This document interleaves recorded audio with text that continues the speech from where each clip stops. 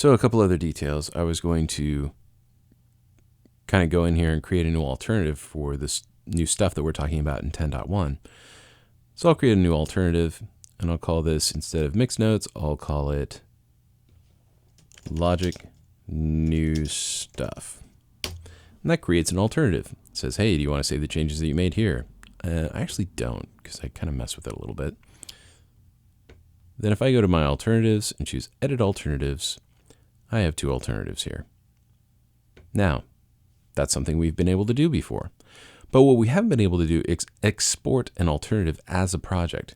So it's not going to be tied to this one single project file anymore. It actually gets offloaded as a whole new project folder with all its own assets, which is pretty cool. Now, we also have, if we go to the Finder, and I'm going to get into my production folder here.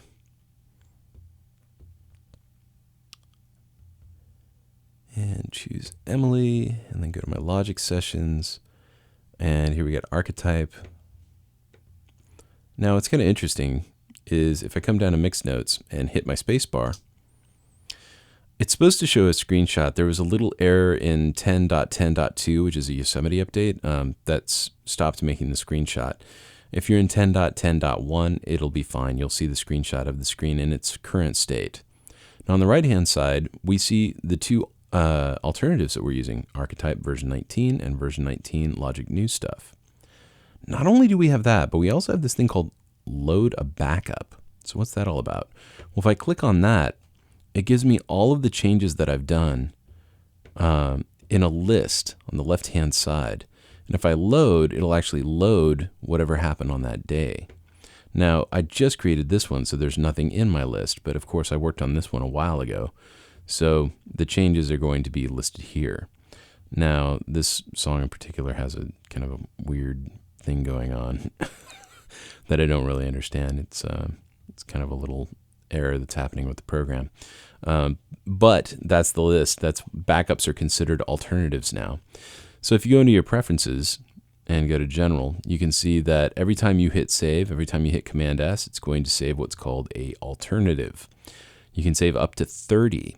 So in that list that we just saw, you'd see up to 30 of those dates in that list. And hopefully it'd be a little bit more comprehensive. I think it's because this was made a while ago in an early version of 10, and that's why the screen looked a little strange.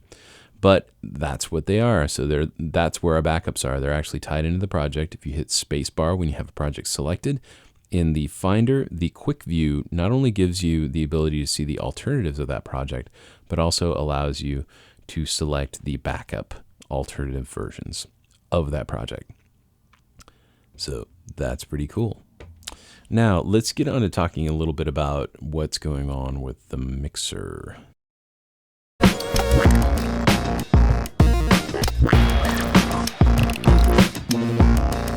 Very much like to thank Pyramind for hosting me here once again. I think this institution is really cool, and until I came here for the first time, I had never seen anything like it in my whole life.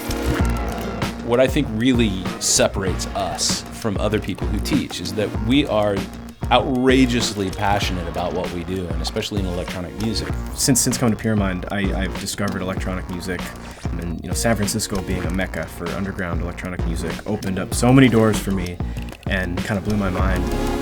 We cover everything from absinthe to contact. When people get to the mind-melting level, we get into modular synthesis. Everything about native instruments, everything about Logic synths down to the finest detail. We learned it all. The fundamentals of understanding how things work, that's just essential. But then beyond that, there's so much more, and that's where it gets into just a lot of the artistic side of like the creative approach of why you do something, not just how. There's a lot of schools that just, they focus on the technicality of recording music, but I wanted something that would foster creativity and really help me develop as an artist as well. Each of our genre-specific programs comes in 4 levels. There's a basic, an advanced, a professional, and then a master's level. And the master's level is, of course, everything we do. It's the largest and most powerful programs that we can create for you.